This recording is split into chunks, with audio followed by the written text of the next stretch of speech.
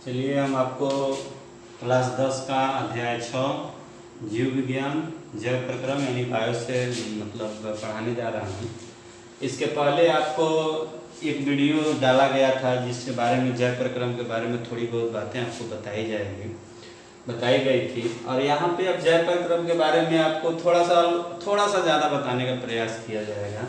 सबसे पहले आपको बताया गया तो उसमें कि जैव प्रक्रम किसे कहते हैं, तो आपको बताया गया होगा कि जैव प्रक्रम यानी जीवों के अंदर होने वाली क्रियाएं जो होती हैं उसे जैव प्रक्रम कहते हैं। अगर हम जैव प्रक्रम के बारे में जानें तो जैव प्रक्रम के बारे में जानने से पहले हमको सबसे पहले दो चीज़ जानना बहुत ही जरूरी है कि सजीव किसे कहते हैं और निर्जीव किसे कहते हैं।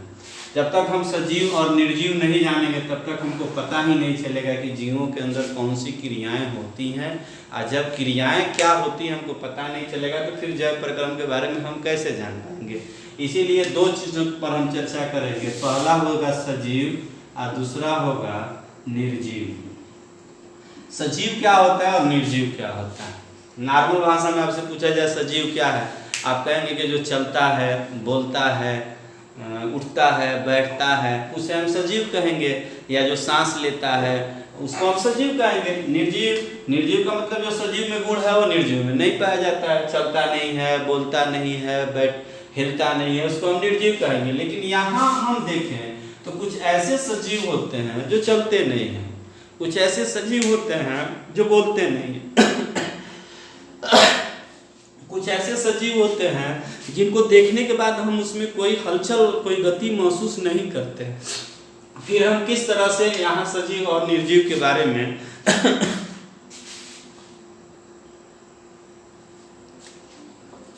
चलिए, तो आपसे पूछा जाए सजीव क्या है, आप कहेंगे कि जो सांस लेता हो, जिसको हम सांस लेते हुए देख रहे हैं उसे हम सजीव कहते हैं। तो फिर पेड़ को हम सांस लेते हुए कहाँ देखते हैं, वो तो प्रकाश संश्लेषण क्रिया करता है, फिर उसे सजीव हम क्यों मानते हैं।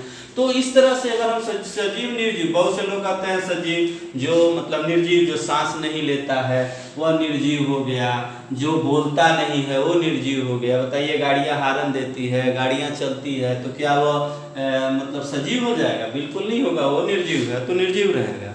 इसलिए सजीव और निर्जीव में फर्क करने का सिर्फ एक और एक तरीका है।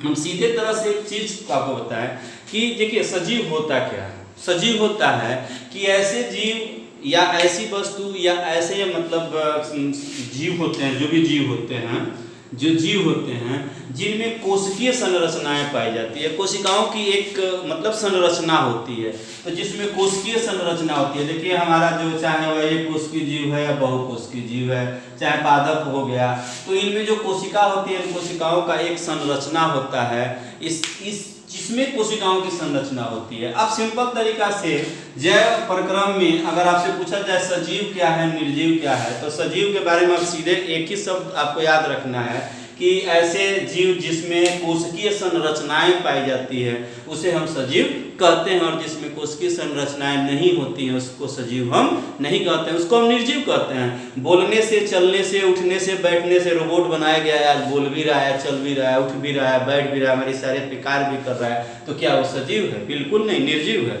तो और निर्जीव क्यों है? क्योंकि उसकी कोशिकीय संरचनाएं उसमें नहीं पाई जाती है।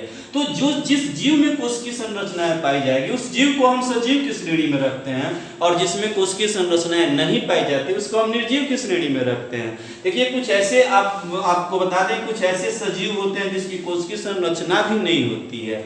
जैसे मान लीजिए अगर आप सुने होंगे विषाणु की कोई कोशिकीय संरचना नहीं होती है, इसीलिए इसे सजीव की श्रेणी में भी रखा जाता है और निर्जीव की श्रेणी में भी रखा जाता है।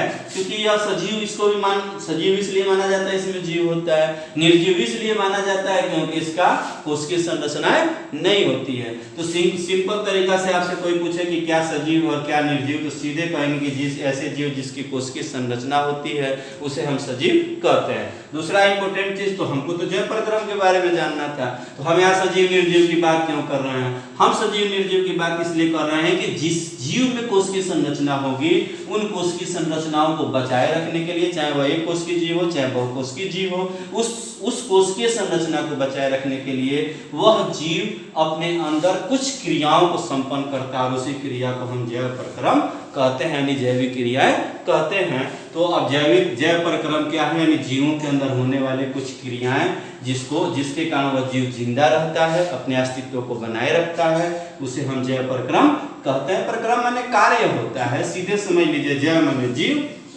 यानी जीवों के अंदर होने वाले कार्य को जैव प्रक्रम कहते हैं।